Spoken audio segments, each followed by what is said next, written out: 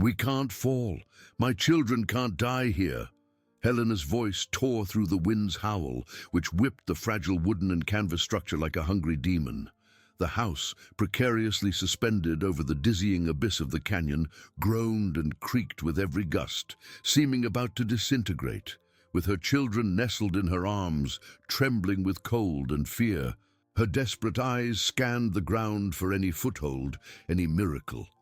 And what she found there was not an anchor, but the crevice that held a secret capable of rewriting her destiny. The crevice, once a scar on the canyon, called to Helena with strange urgency. Its edges were regular, almost carved, hidden beneath moss and dust. The wind howled furiously, making the makeshift house creak and sway. The little ones, clinging to their mother's legs, sobbed, their pale faces and wide eyes reflecting the terror of the storm. Helena felt a tightening in her chest, a pain of helplessness that seemed to crush her. "It's all right, my loves," Helena murmured, her voice choked, her heart beating frantically against her ribs. She hugged them tight, feeling the fragile warmth of their bodies. With every creak of the wood, every tear of the canvas, despair struck her. The nearest wall, made of old planks and metal, visibly gave way, threatening to collapse. It was there that the canyon seemed to conspire to cast them into the abyss. With a sigh of exhaustion and fear, Helena decided she could wait no longer. She needed to act fast. She disentangled herself from her children with a quick kiss on their foreheads. "Stay here quietly," she pleaded, pointing to the safest corner. Her calloused fingers fumbled on the ground. She found a thin but sturdy log that the wind had brought. Dragging the log with difficulty, she knelt beside the yielding wall. Her goal was to brace the structure, giving it support against the wind's fury. As she pushed, her fingers brushed against something cold and smooth, unlike the rock. It was a polished surface, almost imperceptible, hidden behind moss and dust. Curious, driven by an intuition, Helena scraped away the dirt with her fingertips. It wasn't rock, it was a small door, perfectly camouflaged in the canyon wall, so well fitted that it blended into the environment. Her eyes widened in shock and disbelief. A door there, in that desolate place where life barely existed. Hope, a forgotten feeling, bloomed in her chest, timid but persistent, warming her. Adrenaline, previously pure fear, mingled with curiosity and a glimpse of something new. Her children, huddled, watched her with tear-filled eyes, not understanding. She gave them a weak smile, trying to convey a calm she didn't feel. With trembling hands, she searched for a latch. Her fingers found a small indentation, a notch in the invisible doorframe. As she pressed it, a faint click resonated, muffled by the wind, and the door, with a soft groan, moved inward, revealing a darkness deeper than that of the canyon. The air inside was fresh, damp, smelling of earth and minerals, different from the dry air they had been breathing. Helena hesitated, her heart pounding. What lay behind that secret entrance? Was it a trap, an even greater danger, or the answer to her prayers, a long-awaited miracle? She looked at her children, at their innocent and vulnerable faces, and knew she had no choice. That place, however frightening, represented a chance, an escape from the abyss. With one last look at the house that creaked and threatened to collapse, she made her decision. Helena took a deep breath, the dense air of the grotto filling her lungs with a mix of fear and a strange promise. With one last look at the storm lashing the makeshift house, she turned to the inviting darkness. "Come, my loves," she whispered, her voice firmer than her heart allowed. She extended a hand to each of her children, who, with the unwavering trust of childhood, clung to her. Little Lucas, just 4 years old, squeezed her finger tightly, while sweet Sophia, 6, nestled beside her, her eyes curious despite her apprehension. One step, then another, and the secret door creaked softly behind them, closing with an almost imperceptible click. The darkness was total, dense, swallowing any trace of light from the canyon. Helena stretched out her free hand, feeling the cold, damp walls of the passage. The rock was smooth in some places, rough in others, and the smell of wet earth and minerals was stronger inside. She felt a shiver run down her spine, but it wasn't just from the cold. It was the sensation of stepping into unknown territory, where danger and hope danced a silent waltz. "It's dark, Mama," Sophia murmured, her tiny voice echoing in the small gallery. Lucas let out a soft whimper, pressing himself even closer to his mother. Helena knelt, hugging them tightly. "Don't worry, my angels. Mama is here. We'll find a safe place." Her words were a balm for the children, but also a reminder to herself that she could not fail. With every step, every breath, she felt the weight of responsibility, the silent promise to protect her children at all costs.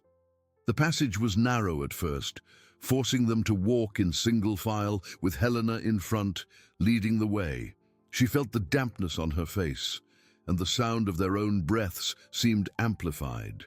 The ground was uneven, requiring caution, and she guided her feet carefully, fearing a stumble. After a few minutes that felt like an eternity, the gallery began to widen, and the darkness, which had seemed absolute before, began to give way to a faint, mysterious luminosity. It was not the light of the sun, nor the moon. It was a soft, almost ethereal glow that seemed to emanate from the rocks themselves.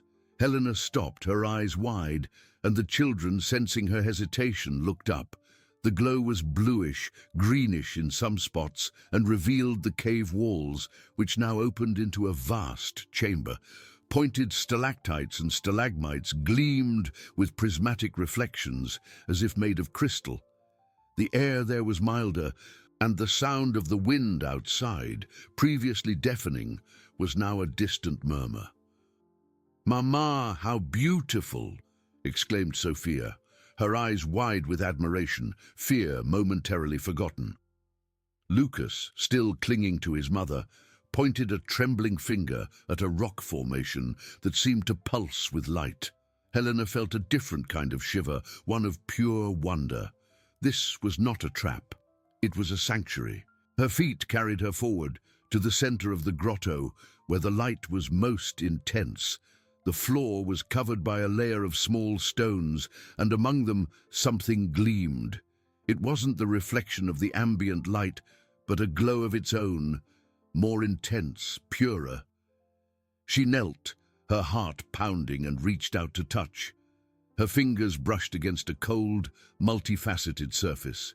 It was something she had never imagined seeing, something that seemed to have come out of a fairy tale, a secret kept by the earth's depths, waiting for them. Helena's fingers traced the rough yet strangely smooth edges of what could only be a valuable raw diamond. Its facets captured the ethereal blue-green light, scattering it into 1,000 tiny rainbows across her palm. A gasp escaped her lips, almost inaudible in the vast stillness of the grotto. It couldn't be. Her heart, already so battered, now beat with a force that threatened to explode. She picked up the stone, feeling its surprising weight, its coolness. It was real. It wasn't a dream, nor a mirage from her exhausted mind. Sophia, with her childlike curiosity, approached, her eyes shining. "What is it?" "Mama, it sparkles so much." Lucas, more cautious, just watched, but his gaze was also fixed on the stone. Helena lifted the diamond, and the cave's light transformed it into a private star in her hand. Tears, warm and abundant, began to roll down her face, not from sadness, but from overwhelming disbelief, from a relief so profound it seemed to tear at her soul. She knelt fully, her hands trembling as she pushed aside the small stones on the ground, and there they were, not just one, but dozens, hundreds of similar stones, scattered like seeds of light. Raw diamonds, the forgotten treasure of a mysterious miner. The grotto, which had once seemed a dwelling of shadows, revealed itself to be a natural vault, a secret kept by the rocks for ages. Helena couldn't hold back her sobs. She hugged her children tightly, the diamonds still in her hand. "My loves, my angels, look what we found." Her voice was choked. She could barely speak. Sophia and Lucas, sensing their mother's emotion but not understanding the magnitude of the discovery, began to pick up the sparkling pebbles, laughing as they made them dance in the light. For them, they were toys. For Helena, they were the promise of a new life, the redemption of all they had lost. With her heart still racing, Helena stood up, her eyes sweeping the vast chamber. It was then that she saw them. Hidden in a darker recess, almost camouflaged by the rock, were several wooden boxes, stacked and covered in dust and cobwebs. With renewed impetus, she approached, adrenaline pulsing. The smell of old wood and wet earth was strong. Carefully, she opened the first box. Inside, there were not only more raw diamonds, but also ancient jewels, dusty pearl necklaces, gold brooches with precious stones, rings with intricate designs. Each piece seemed to tell a story, a legacy from a forgotten time. The wealth there was unimaginable, far beyond anything Helena could have dreamed of. This was not just an escape from misery. It was a complete turnaround, a poetic justice that fate had reserved for them. The weight of humiliation, cold, hunger that forced exile began to dissipate, replaced by an overwhelming wave of hope. The canyon, once a symbol of her misfortune, now transformed into a sanctuary, a refuge that held the key to her future. Helena touched Sophia's face, then Lucas's, her fingers brushing their cold cheeks. They would no longer need to fear the howling wind, the creaking house, the abyss. They were safe. The grotto, with its shimmering walls and hidden treasure, was not just a hiding place, it was a portal to a new beginning.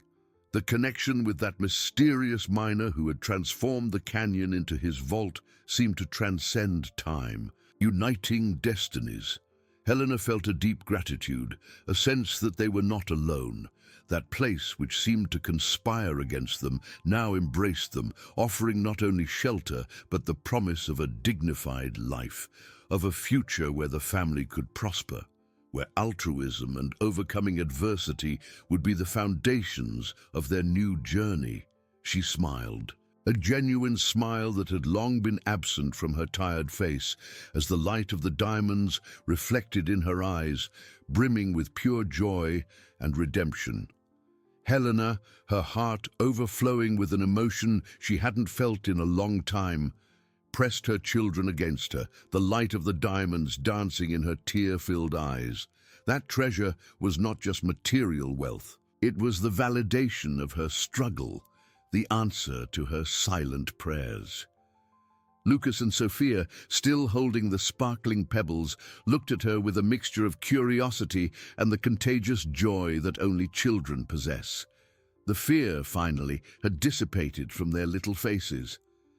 "My loves," Helena whispered, her voice still choked, but now with pure happiness. "We no longer need to be afraid. We are safe. This place is a gift."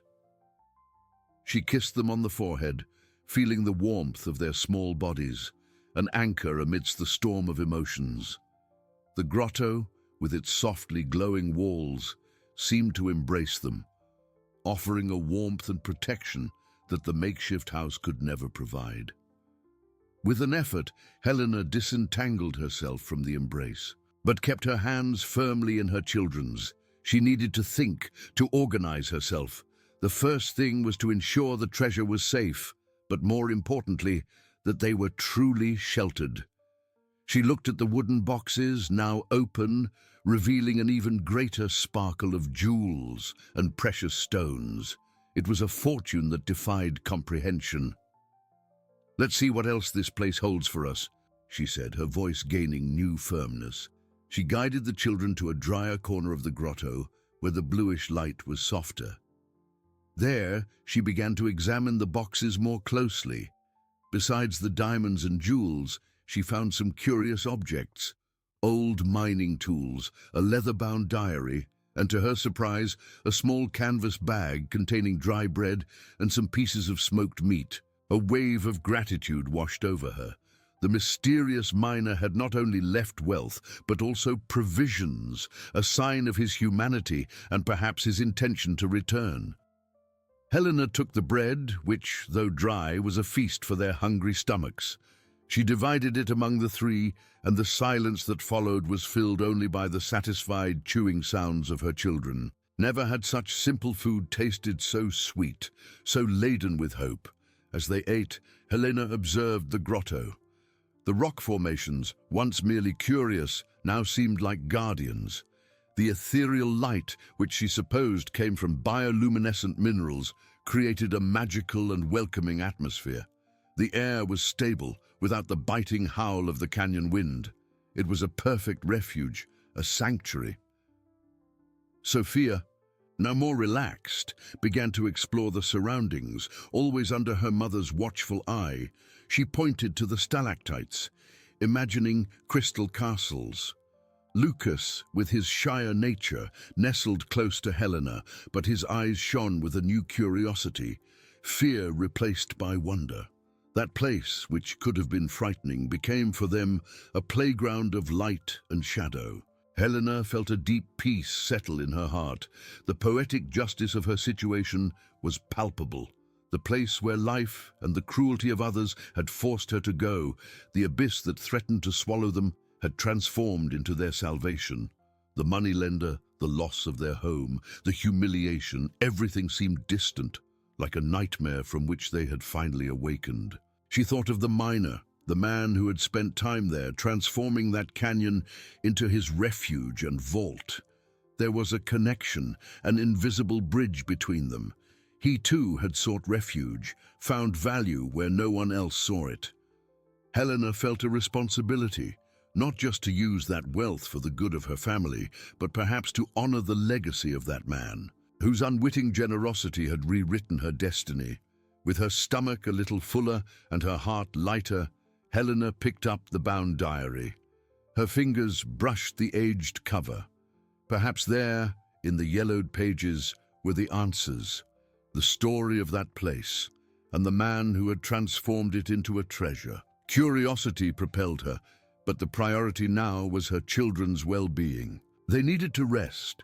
She arranged a makeshift bed with some blankets she found in one of the boxes, again surprised by the miner's foresight. She laid her children down, and they fell asleep almost instantly, exhausted by the day's emotions. Helena watched them, their little faces serene in the soft light of the grotto. That new beginning was not just about wealth. It was about the promise of dignity, of security, of a future where her family's love and resilience would be the true jewel.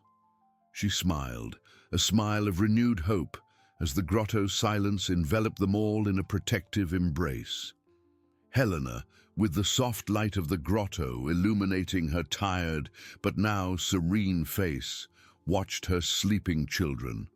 Lucas and Sophia, nestled against each other, breathed in a calm and even rhythm, their angelic faces free from the marks of fear and exhaustion they had carried for so long. The sight filled her with a deep peace, a gratitude that seemed to expand in her chest.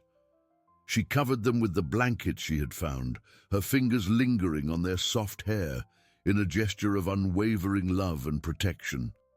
That was her sanctuary, and they, her reason for being. With a lighter heart, but her mind still buzzing, Helena picked up the leather-bound diary that lay beside her. The cover, worn by time, exuded an old scent of paper and memories. With trembling hands, she opened the first page. The handwriting was firm, but somewhat faded, and the first words transported her to another time, to the life of another human being who, like her, had found refuge in that place. My name is Elias. I'm a miner of hopes, and this canyon, my last hiding place. Helena read in a low voice, almost a whisper, so as not to disturb her children's sleep. Elias described his life, his passion for seeking riches in the earth, but also the bitterness of having been betrayed by greedy partners who had robbed him and forced him into exile. He had found the diamonds and jewels there, in the depths of the grotto, and instead of returning to the world that had hurt him, he had decided to transform it into his refuge and his vault. The following pages detailed the years Elias spent in the grotto, refining his mining techniques, accumulating his treasure, but also cultivating a deep solitude. He wrote about the wild beauty of the canyon, about the ethereal light that emanated from the rocks, about the peace he found far from human cruelty. Helena felt a lump in her throat.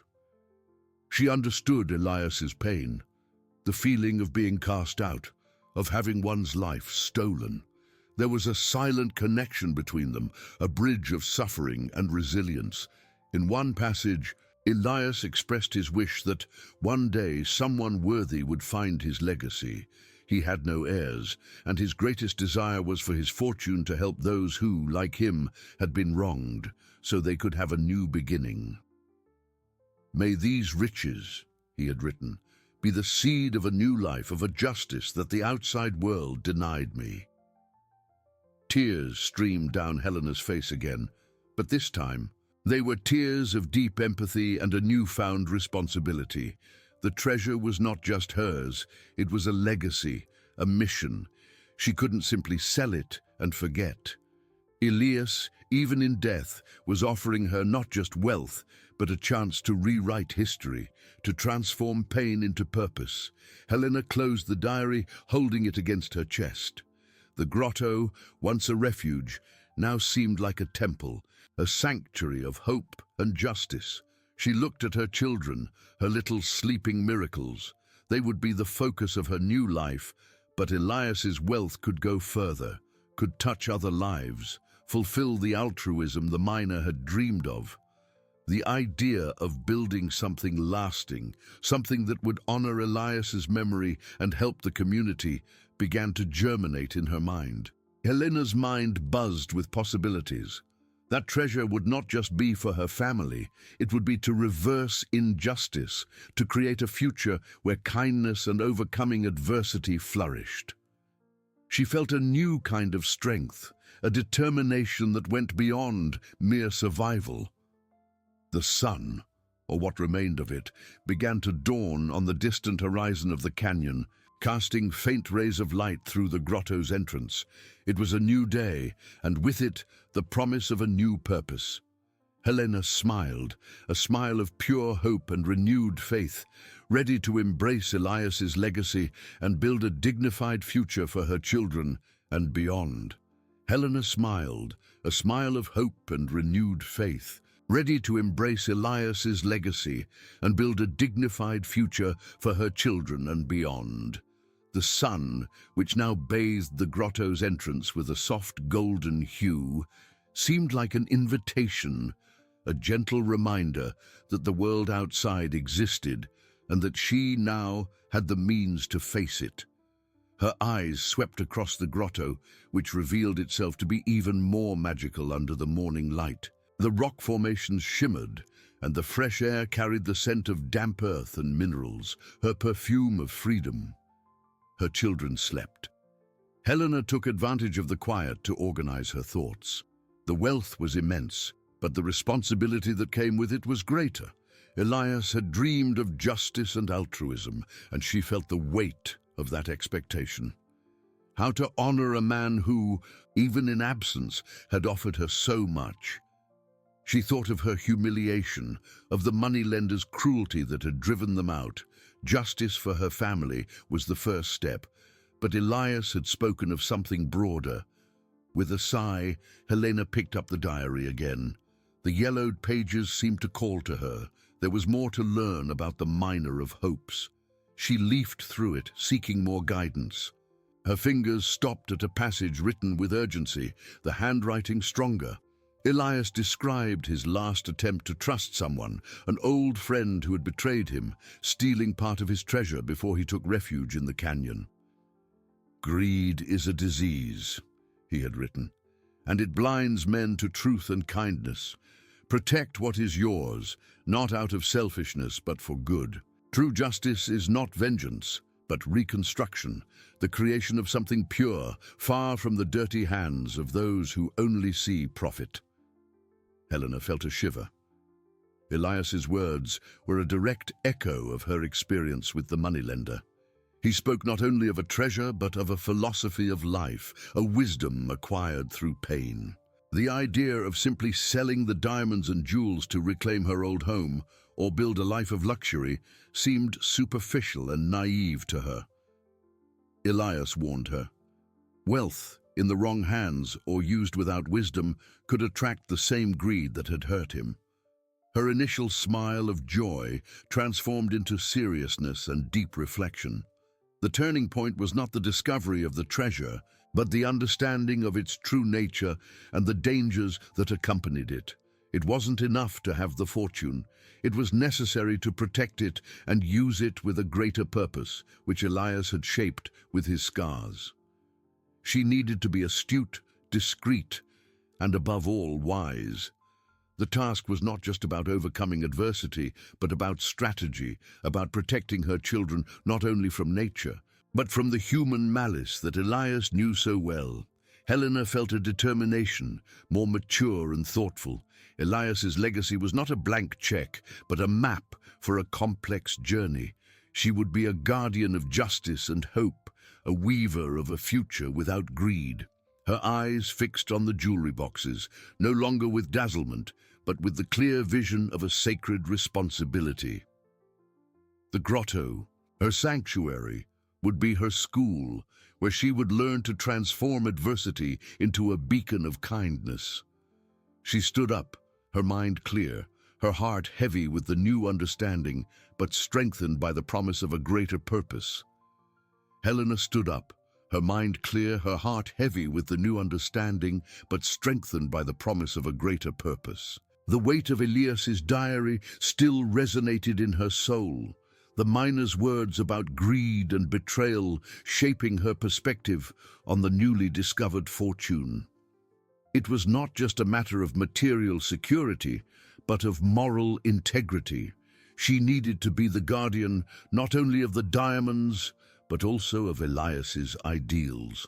Her eyes moved from her sleeping children to the wooden boxes now open, revealing a sparkle that had once dazzled her, but now made her think with caution.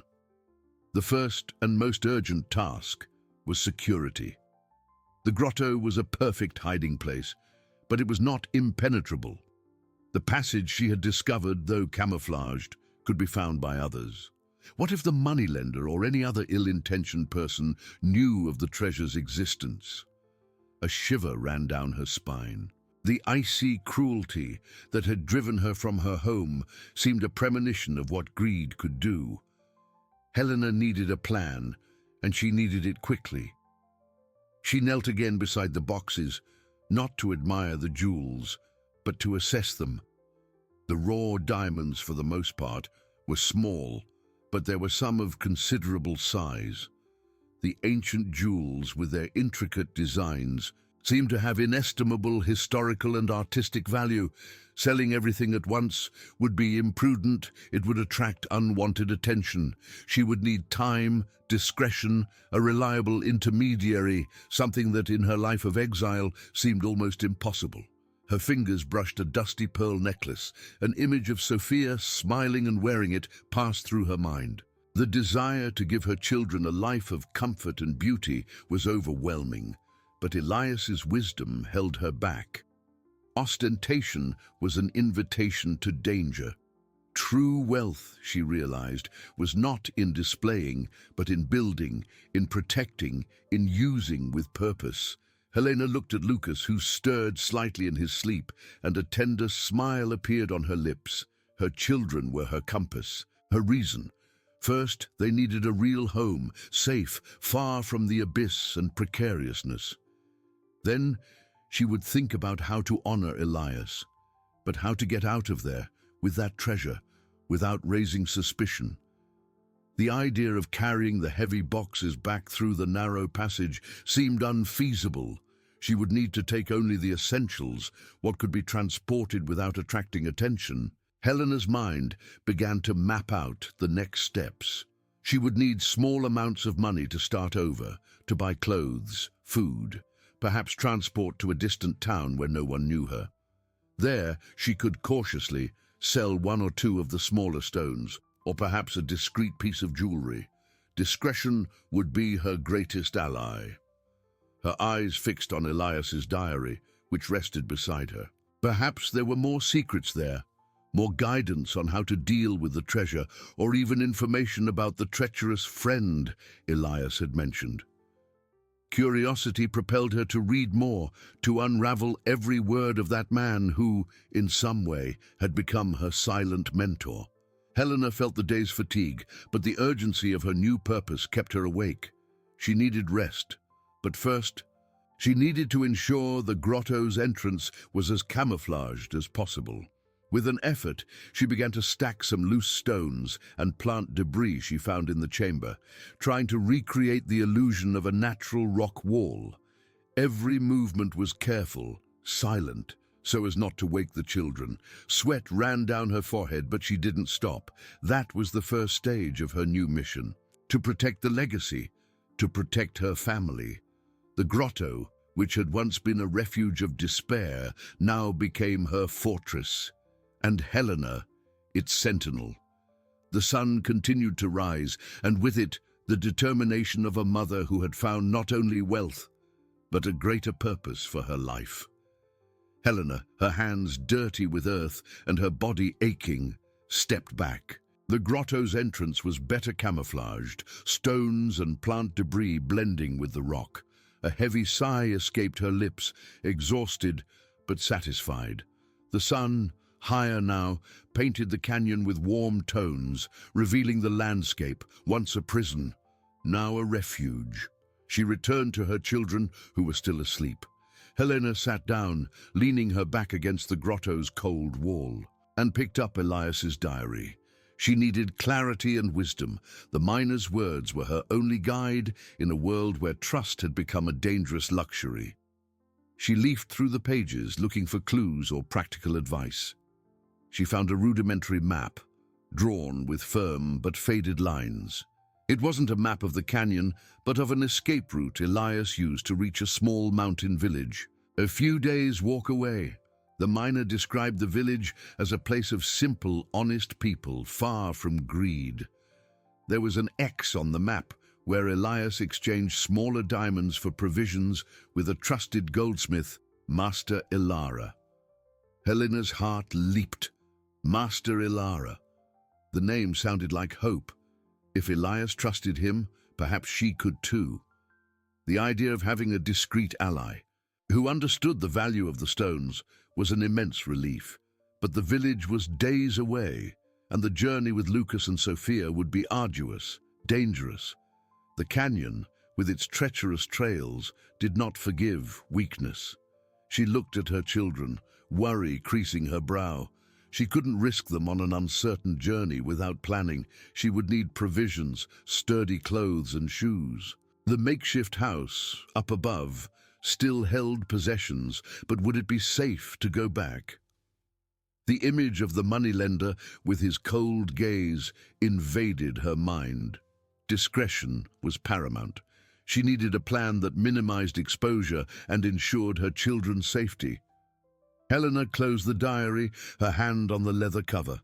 The grotto was a sanctuary, but not a permanent home.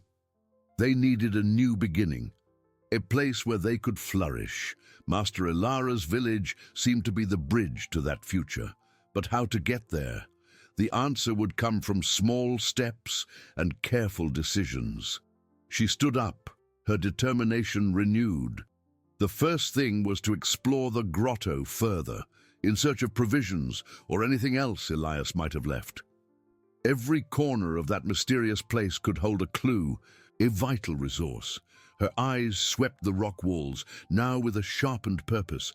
The journey would be long, but Helena was no longer alone. She had Elias's legacy, the love for her children, and the hope of justice. She took a deep breath, the fresh air of the grotto filling her lungs, and began to walk, her firm steps echoing in the silence. Helena took a deep breath, the fresh air of the grotto filling her lungs, and began to walk, her firm steps echoing in the silence. The ethereal light of the minerals guided her eyes through the rock's indentations and protrusions. She felt like an explorer, not for adventure, but out of necessity, driven by her immense love for Lucas and Sophia. Every shadow seemed to hold a secret, every crevice a promise or a danger. With the improvised lantern Elias had left, a small oil lamp which she lit with a match found in the same provision box, Helena illuminated the darkest corners.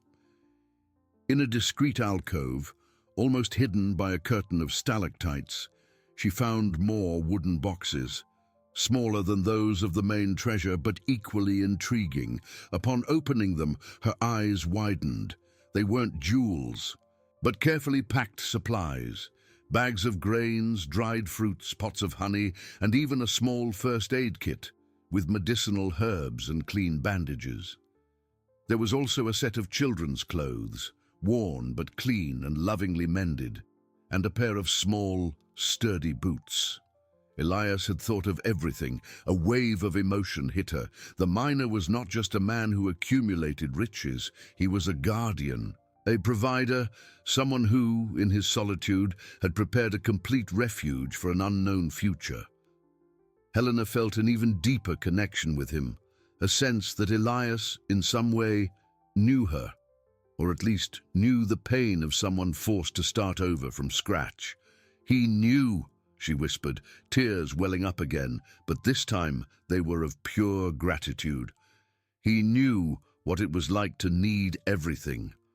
With the new discoveries, the journey to Master Ilara's village seemed a little less daunting. The provisions were an invaluable gift, and the clothes and boots for the children a blessing. She imagined Lucas and Sophia protected from the canyon's cold, their little feet properly shod. The image brought warmth to her heart. Helena returned to her children, who were beginning to wake, stretching with small yawns. "Good morning, my loves," she said, her voice soft, full of new hope. Sophia, with her curious eyes, immediately noticed the new boxes. "What's that, Mama?" she asked, pointing. Helena smiled, picking up a handful of dried fruit. "More gifts from our friend Elias. He left us food and clothes for our journey." Lucas, always more cautious, looked at the boots.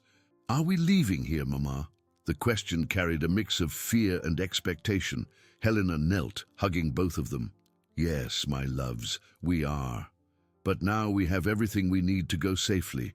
Elias helped us a lot." She explained about the village, about Master Ilara, about the hope of a new home. The idea of a long and dangerous journey still weighed on her heart, but the sight of Elias's provisions and her children's curiosity propelled her. They ate the dried fruit, their eyes shining with the promise of an adventure, even if they didn't fully understand the dangers. Helena spent the rest of the morning organizing the supplies, separating what would be essential for the walk and what could be left behind, perhaps for an eventual return. She also found a small leather canteen, a more detailed map of the mountainous region, and a simple compass. Elias had been a man of meticulous foresight and preparation. Every item discovered reinforced the idea that the miner not only accumulated but also planned, lived with a purpose. The grotto, with its treasures and secrets, was revealing itself not just as a refuge, but as a true school of survival and wisdom. Helena felt that by following Elias's footsteps, she was becoming stronger, more resilient.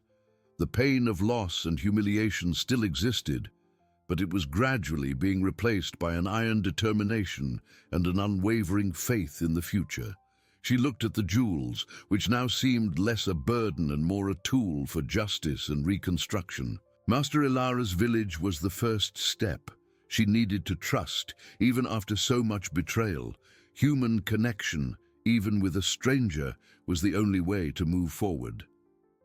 Helena took a deep breath, feeling the light breeze coming from the grotto's camouflaged entrance. It was time to prepare, to gather all her strength. The journey would be long, but they were ready, together, to face whatever came. Helena took a deep breath, feeling the light breeze coming from the grotto's camouflaged entrance. It was time to prepare, to gather all her strength. The journey would be long, but they were ready, together, to face whatever came. With renewed determination, Helena began to separate the supplies Elias had left. The bags of grain, dried fruits and honey would be essential. She distributed them into 2 leather backpacks, also found among the miners' belongings, which, though old, were surprisingly sturdy.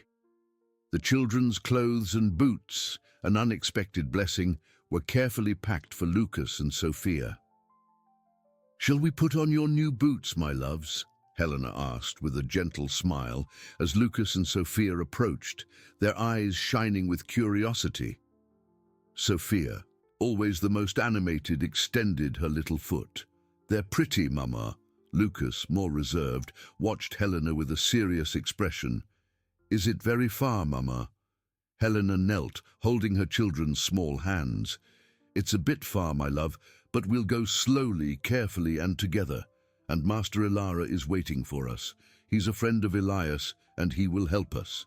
She put the little boots on Sophia's feet, and then on Lucas's, who found them a bit stiff but comfortable. The matter of the treasure was more delicate. Helena knew she couldn't take everything. She carefully selected some smaller diamonds and 2 more discreet jewels, a small silver pendant with a polished stone, and a simple, unostentatious ring. She hid them in a small fabric pouch she had sewn herself, which would be kept close to her body under her clothes. The rest, Elias's vast wealth, had to be left behind, in the grotto. With a lump in her throat, she covered the boxes with the furs and blankets they used for sleeping, and then with more stones and debris, reinforcing the alcove's camouflage. "We'll come back for you," she whispered, as if speaking directly to Elias's spirit. The farewell to the grotto was bittersweet. That place, which had initially represented rock bottom, had become a sanctuary, a refuge, and the source of her new hope. Helena touched the rock walls, feeling the silent energy of the place. "Thank you, Elias," she murmured, her eyes tear-filled. She picked up the diary and the compass, which would be her guides. With one last look back, Helena held Lucas's and Sophia's hands. "Ready?" she asked, her voice firm, but with a subtle tremor in her heart. The children nodded, their small backpacks on their backs.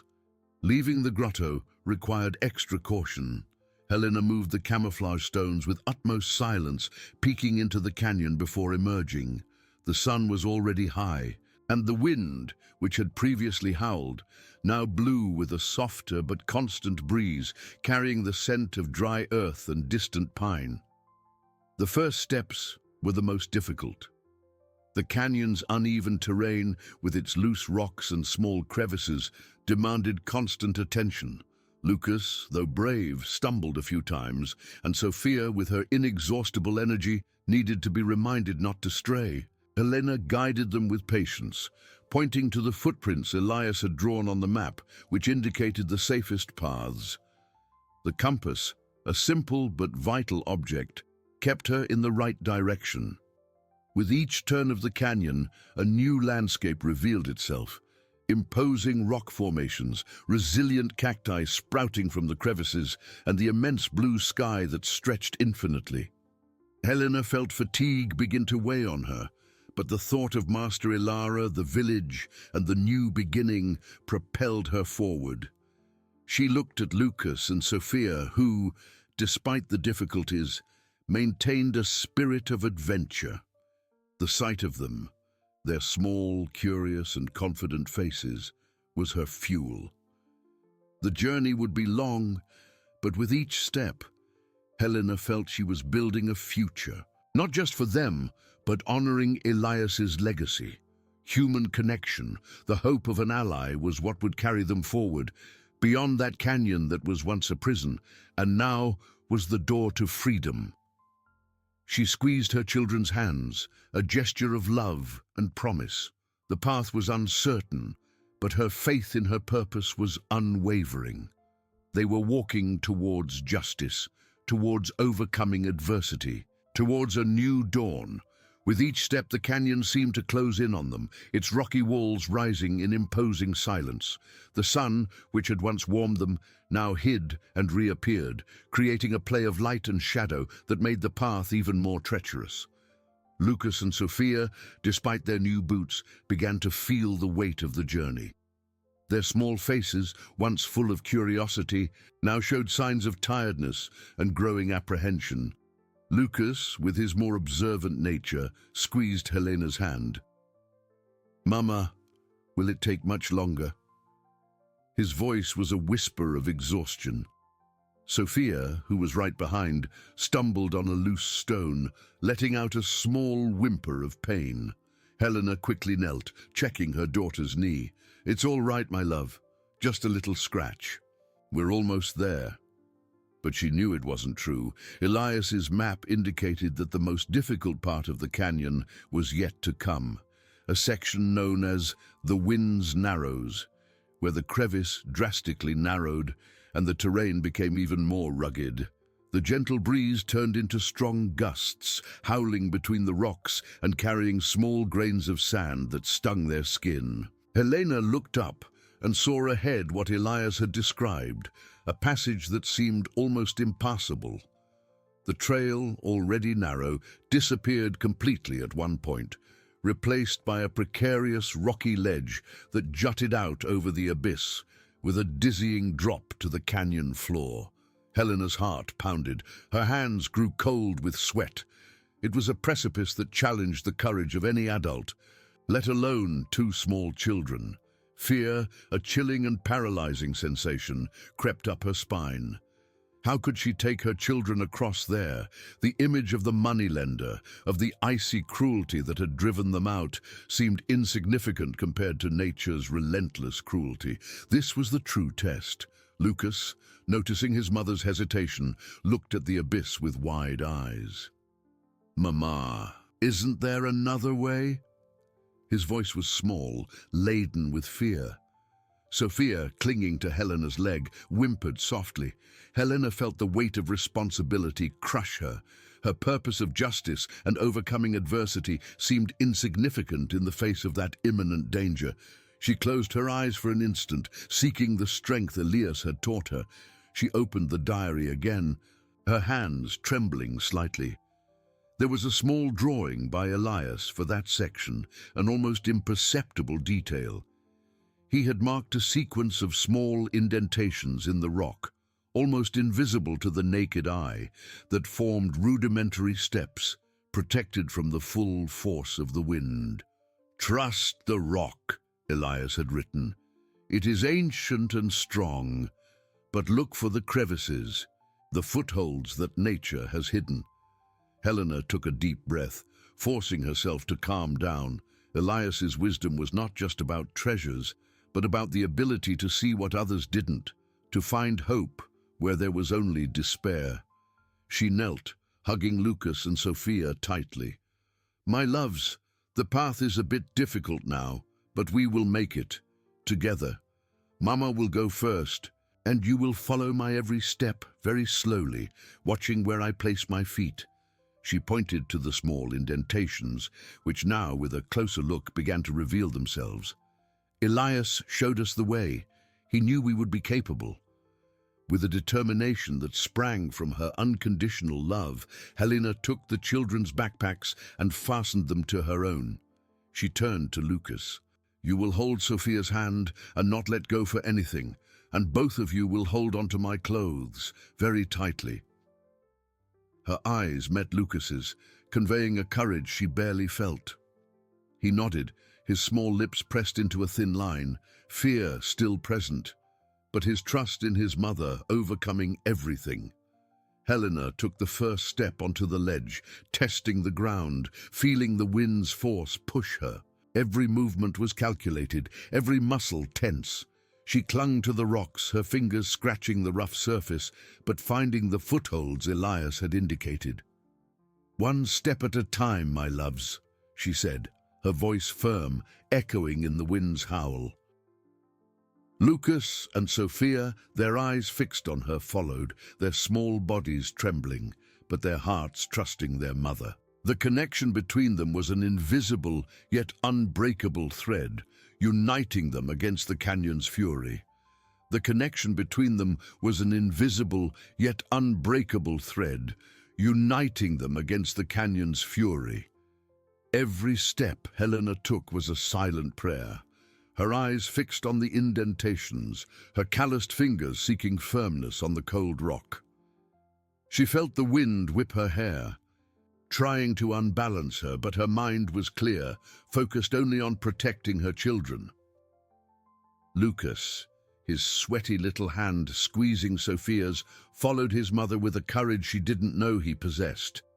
His eyes, once wide with fear, now showed intense concentration, mimicking Helena's every move. Sophia, the youngest, whimpered now and then, but her brother's hand squeeze and her mother's soft voice calmed her. "Almost there, my love," Helena whispered, though she knew the crossing was still long.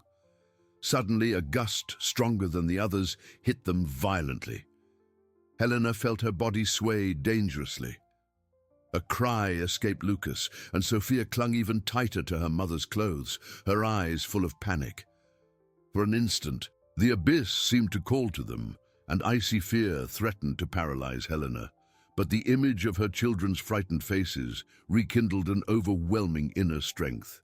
She clung to a tiny crevice, her muscles tensed to the maximum, and with a superhuman effort managed to stabilize herself. "Hold on tight," she shouted, her voice muffled by the wind. "Don't look down, look at me." With her heart still pounding in her chest, Helena continued, one step at a time. With each indentation found, each meter gained, confidence returned. Elias's diary was not just a map, it was a testament to faith in nature and human resilience. Finally, after what seemed an eternity, the rocky ledge widened and they stepped onto flatter, safer ground. Helena collapsed to her knees, pulling her children into a tight embrace, tears streaming down her face mixed with sweat and dust. Lucas and Sophia, trembling, returned the embrace, their small bodies seeking their mother's warmth and safety. "We made it, my loves," she whispered, her voice choked with emotion. "We made it." They stayed there for a long time, catching their breath, feeling relief flood every fiber of their beings. The wind's narrows was behind them. When they stood up, the sun was already beginning to dip toward the horizon, painting the sky with shades of orange and purple. The landscape ahead was different. The canyon was still imposing, but its walls seemed less threatening, and vegetation began to appear more frequently. Small shrubs and resilient pines sprouting from the rock. Following Elias's map, they walked for a few more hours, the trail now more defined, though still requiring attention. The exhaustion was immense, but the feeling of overcoming adversity propelled them. It was then that the smell of wood smoke reached their nostrils, faint at first, but growing stronger. Helena stopped, her eyes scanning the horizon, and then she saw it. In the valley below, nestled among the mountains, a small collection of lights twinkled. It was Master Elara's village. A wide, exhausted but hopeful smile lit up Helena's face. She knelt again, pointing to the lights. "Look, my loves, it's the village, our new beginning." Lucas and Sophia, despite their tiredness, lifted their heads, their eyes shining at the sight of the distant lights. The promise of a home, of safety, was almost palpable. The arduous journey through the canyon, the cold nights in the grotto, the moneylender's humiliation, everything seemed to converge on that moment, on the sight of those lights.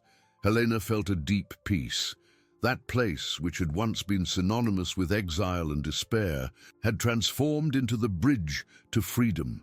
They were not just arriving at a village, they were arriving at a future, a chance to rebuild their lives, honoring Elias's legacy and the unbreakable strength of their own family. Human connection, so desired and feared, was now within their grasp. With hearts full of new hope, Helena, Lucas, and Sophia resumed their walk, their steps now lighter, towards the lights that promised a new dawn. The final descent to the village was a balm for tired feet and exhausted hearts.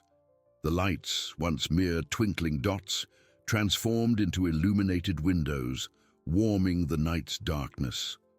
The smell of wood smoke, mingling with the aroma of damp earth and fresh bread, was an irresistible invitation to life. Lucas and Sophia, despite their sleepiness, remained steadfast, propelled by the promise of shelter.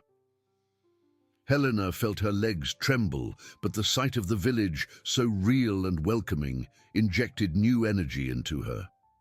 As they approached the first houses, the distant bark of a dog and the murmur of human voices reached their ears. Helena squeezed her children's hands, a mix of relief and apprehension filling her. How would they be received? Would they be welcomed or rejected? She took a deep breath, remembering the strength found in the canyon and Elias's wisdom. A tall, robust figure with white hair and a gentle smile emerged from one of the houses, holding a lantern. It was Master Ilara. His eyes, deep and welcoming, fell upon Helena and the children. "Helena, is that you, my dear? And the little ones?" he asked, his voice hoarse but full of warmth. He approached, extending his hands. "Elias told me about you, said you would come, that you would need help." Helena felt a lump in her throat dissolve. The tears which she had held back for so long finally streamed down. "Master Ilara," she managed to say, her voice choked. "Yes, it's us. We've arrived." Ilara knelt, his eyes meeting Lucas's and Sophia's. "You must be exhausted and hungry. Come in. My house is open to you." He guided them to a cozy cabin where a fireplace crackled cheerfully, spreading warmth and light. The smell of hot soup filled the air as the children sat by the fire, watching Ilara with shyness and fascination. Helena began to tell her story. With a choked voice, she narrated the loss of her husband, the moneylender's cruelty, the exile in the canyon, the discovery of the grotto, and Elias's treasure. She showed the small bag with the diamonds and jewels, and the miner's diary. Master Ilara listened attentively, his eyes fixed on Helena, his expression alternating between sadness and admiration. When she finished, he picked up Elias's diary, leafing through its pages with reverent care. "Elias was a man of great heart, Helena. He foresaw that someone would need his legacy. He always believed in justice and the inherent goodness of people, even after being hurt by life." He looked at the jewels. "This treasure is not just wealth, Helena. It is proof that hope can emerge from the most improbable places, and that the generosity of a spirit can change destiny." That night, Lucas and Sophia slept in soft beds, their faces serene. Helena watched them, feeling a peace she hadn't experienced in a long time. Master Ilara promised to help her sell the diamonds fairly and use the resources to rebuild her life, perhaps in the village itself. He offered a small cottage on the outskirts, which needed repairs but could be their new home. Helena felt the weight of the world lift from her shoulders. Poetic justice had manifested in a way she never imagined. The canyon, her place of torment, had become the portal to her salvation. Elias's legacy, the human connection with Master Ilara, and the unwavering strength of her love for her children had transformed hopelessness into a new dawn. The next day, with the sun rising over the mountains, Helena looked at the small cottage that would be hers. It was simple, but it had a stunning view and the promise of a new beginning. Lucas and Sophia ran through the small garden, their laughter echoing in the fresh air. Life, which seemed to have ended, was just beginning. True wealth was not in the diamonds, but in the resilience, faith, and love that united them, proving that hope, like a hidden treasure, always finds a way to fully reveal itself. Helena and her children embraced the new dawn with gratitude. Master Ilara's small cottage soon became a home. With agile hands and purpose, Helena dedicated herself to repairs, cleaning dust, fixing windows, and cultivating a flower bed. Lucas and Sophia, once silent, now ran through the garden, laughter echoing. They found friends in the village, and new games filled their afternoons. The sight of her children playing freely, without fear of the abyss or the moneylender, was Helena's greatest treasure. Master Ilara fulfilled his promise with unwavering kindness.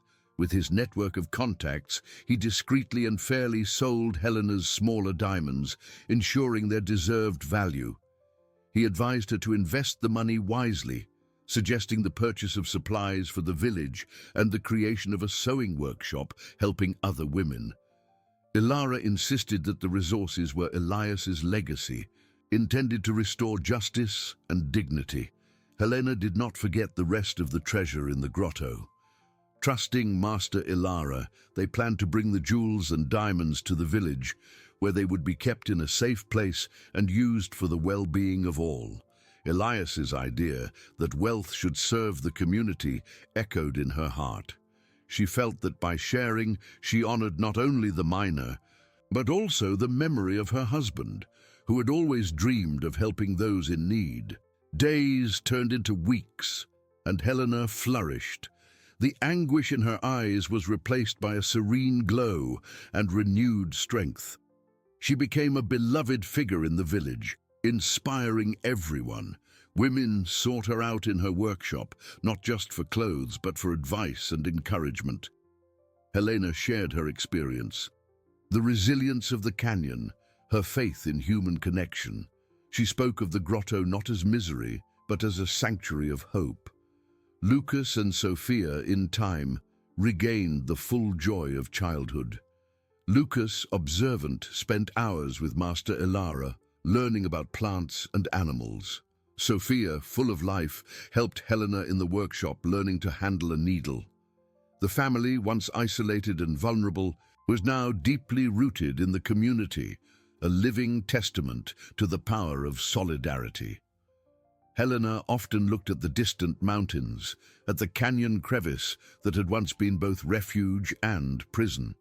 There was no bitterness, only deep gratitude. That hostile place, with howling winds and treacherous rocks, was the stage for her greatest trial and discovery. Elias's treasure was not just material. It was the wisdom that true wealth lies in finding light in darkness, transforming pain into purpose, and building bridges of hope where there were once abysses. She smiled, feeling the warmth of the sun and Lucas's and Sophia's embrace. Life was not perfect, but full of promises. The journey had been arduous, but every step, tear, and obstacle overcome had forged a stronger woman, a more loving mother, and a wiser soul. Helena's story, the widowed mother who found fortune and a home in a forgotten canyon, became a whispered legend in the village, a reminder that poetic justice at times chooses unexpected paths, and that true wealth, which nourishes the soul and unites hearts, is always within reach of those who dare to believe.